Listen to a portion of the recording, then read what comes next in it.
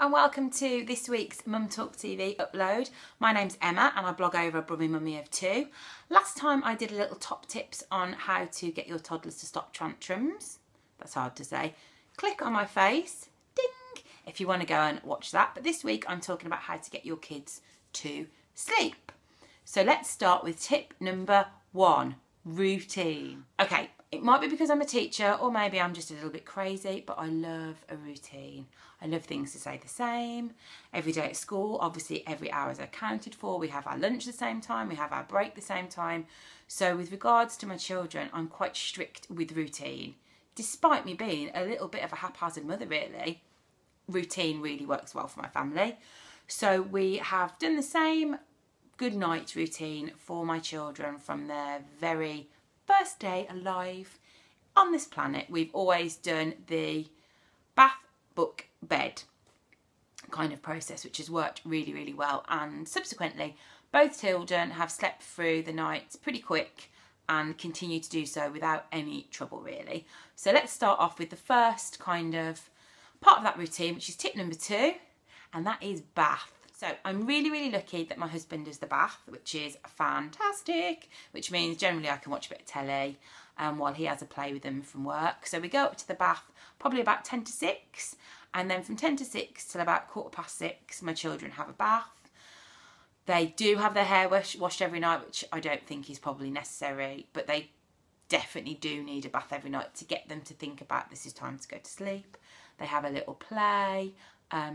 We do use some products. We use the Johnson's Bedtime range. Here's the cream. We don't tend to use the cream so much, but we definitely use the bubble bath, and we'll also use the body wash. And it smells of lavender and it's just gorgeous and kind of relaxes everybody. But when they get out of the bath, because their skin can get a little bit dry, we then have moved on and we use this Aveeno moisturising cream. So in the bath, they have their bubbles to play with, play, and then they come out and we give them a good old moisturiser. You can see it's squeezed within an inch of its life with the Aveeno moisturising lotion. So you've had the bath. Let's move on to tip number 3, which is book/chill out. So book/chill out. It probably should be book, it probably should be bath, and then you read some sort of really educational book and then they just go to sleep. But life's not like that in my household. From the bath, they come to our bedroom here, and then we turn the lights down, we have the fairy lights on, and then they watch a bit of telly and just relax. So from about 6:15 till 6:30, they'll watch something together with my husband, and sometimes I come up as well, and they just relax and they have a little drink of milk in a sippy cup. And then my son goes to bed at 6:30 and he just waves and just goes bye-bye and goes to bed, and that's fab. And then my daughter stays up and is all cool and trendy and watches like Tracy Beaker, and then she'll go into bed about 6:45. So she's had a chill out, and then she'll go to bed at 6:45, and then she will have a nice little book. We do get a book in there, yes, winning education. So probably Rapunzel or Tangled or something like that. So she has a little book, and then we just leave, and then she just goes to sleep. So let's go to tip number 4, the actual bedtime. So with our children, we don't make a big deal about bedtime. We just literally, they're in the bed and then we go by and then we walk out. But that might be a bit harsh. There's never been any kind of rocking them to sleep, which is cool and fine, but that just didn't work for us. We've just been a little bit harsh. That's your bed and this is your bedtime. So bedtime for us is kind of no nonsense, no fuss. Just go to sleep and then that's it, we walk off. That's it really for us. So number 5, if you're struggling a little bit with the old getting them in to stay in bed, number 5 is rewards. Oh, you know I love a reward. I love a reward.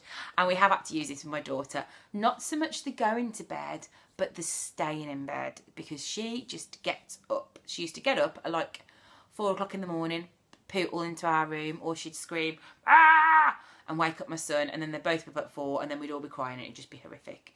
So we did a reward, and one of her targets for the day was to stay in bed until the grow clock came on.